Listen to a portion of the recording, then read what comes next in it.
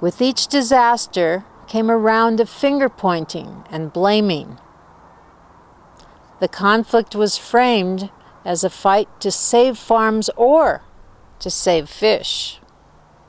Students studied the complexities of the conflict and learned the principles of conflict resolution.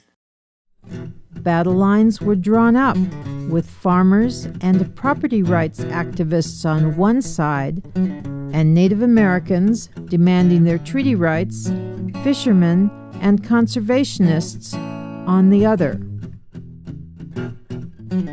Costly battles were waged in the courts as rival groups tried to assert what they saw as their legal rights to the water of the Klamath River and its tributaries.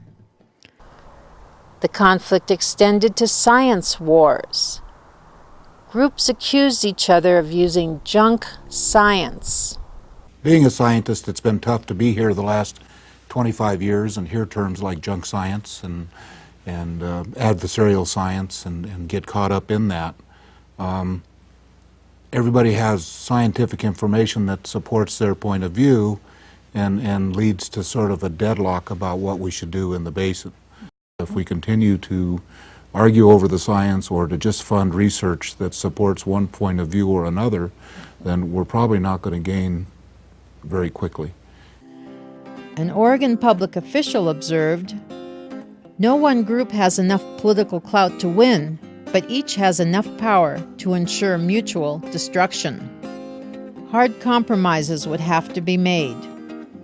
The question was, could stakeholders work together to ensure the health of the watershed and the economic and cultural survival of all? There were positive signs in the basin.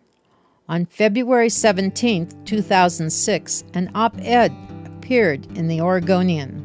The authors were Greg Addington, Executive Director of the Klamath Water Users Association, representing the Klamath Project, Howard McConnell, Chairman of the Yurok Tribe, Leif Hillman, Vice Chairman of the Karuk Tribe. Quote, "The Klamath Basin has become famous for conflict. Tribes, irrigators, environmentalists, and others have capably advocated their positions. We all have had our victories and losses in the legal and administrative battles. Yet no one is better off. We think there is a better way." Unquote. Partnerships formed across stakeholder groups, and projects on the ground were underway to restore the watershed, improve fish habitat, and conserve agricultural water. 26 basin groups representing tribal governments, farmers, ranchers, fishermen, conservationists, as well as federal and state agencies negotiated for 2.5 years. On January 15, 2008, a draft of what was to become known as the Agreement was released. This agreement is a set of mutually supported interlocking solutions. For example, the Klamath Irrigation Project farmers support removal of the 4 mid-basin hydroelectric dams, and the Klamath, Karuk, and Yurok tribes support reliable water and lower power rates for farmers.